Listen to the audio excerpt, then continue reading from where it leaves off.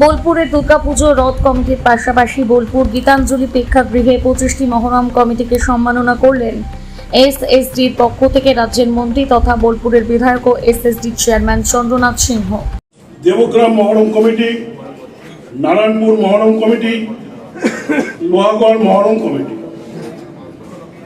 এই কমিটিগুলোকে আমরা সম্মাননা দিচ্ছি এবং এদের আর্থিক যে অনুদান সেটা আমরা দিচ্ছি।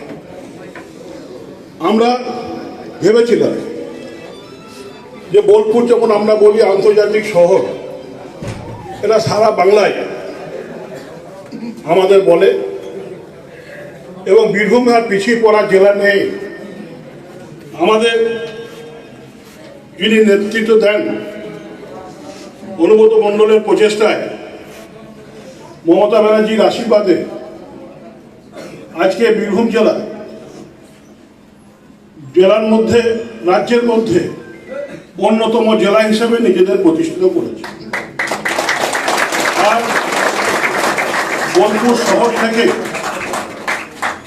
যে তৃণমূল কংগ্রেস সারা বীরভূম জেলায় ছড়িয়ে পড়েছে এবং মামাটি মানুষ সরকারের যে সুপ্রশাসন, মাননীয় মুখ্যমন্ত্রী মমতা ব্যানার্জির নেতৃত্বে সারা বাংলার যে উন্নয়ন, সেখান থেকে বীরভূম জেলা অন্যতম জেলা হিসেবে প্রতিষ্ঠিত হয়েছে। তাই আমরা ভাবলাম যে বোলপুর শহর যেমন আন্তর্জাতিক শহর, তাই একটা আন্তর্জাতিক চিন্তা ভাবনা মানুষের কাছে রাখি। তাই আমরা আপনাদের পাশে দাঁড়িয়ে আপনাদের সম্বোধনা দিচ্ছি। আমরা পরশু রথেও সেরকম রথ কমিটিতে সম্বোধনা দিয়েছি।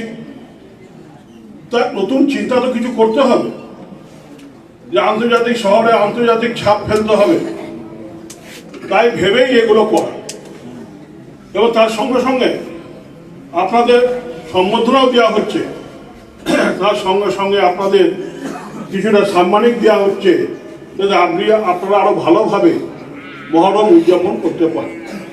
আসুন আমরা সবাই মিলে মহরমে মাতি এবং শান্তির সঙ্গে যাতে মহরম হয়, দায়িত্ব আপনাদের নিতে হবে। যে বোলপুরের যে ঐতিহ্য, যে মহরম প্রতিবার যারা বোলপুরে আসে, সবাই আসে না, তারা শান্তির সঙ্গে মহরম উদযাপন করে এবং প্রচুর দর্শক দেখতে আসে। সেভাবে এবারও যাতে শান্তির সঙ্গে মহরম হয়, আমরা আশা রেখে বক্তব্য শেষ করছি। যে আগে একটা এলাকায় একটাই মহরম হতো, এখন এলাকা বাড়ছে, মানুষ বাড়ছে, সংখ্যা বাড়ছে, তার জন্য হয়তো সে এলাকাতে একের অধিক মহরম কমিটি হচ্ছে, তাই তেমনি খরচও বাড়ছে। তাই জন্য আমি যেহেতু শ্রীনিকেতন শান্তিনিকেতন উন্নয়ন পর্ষদের দায়িত্বে আছি, সেখান থেকে একটা সাম্মানিক কিছুটা অর্থ যাতে আমরা সাহায্য করতে পারি আপনাদের, যাতে আপনারা আরো ভালো করে মহরমটা উদযাপন করতে পারেন, তাই আমরা অল্প কিছু সাম্মানিক আপনাদের দিচ্ছি। আমাদের যে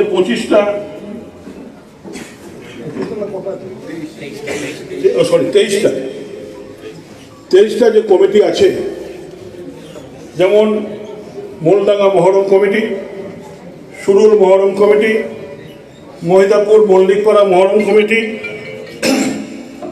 নতুন Pukur Sabuj Sathi Muharram committee, Kashipur Muharram committee, Nichu Bandhgora Muharram committee, Mohidapur Natun Mathpara Muharram committee, Mohidapur library para Muharram committee, Mohidapur Mirzapara Muharram committee, Darjipara Muharram committee, Bhubandanga Muharram committee, Masjid road Muharram committee, Mohidapur Khayrat Muharram committee,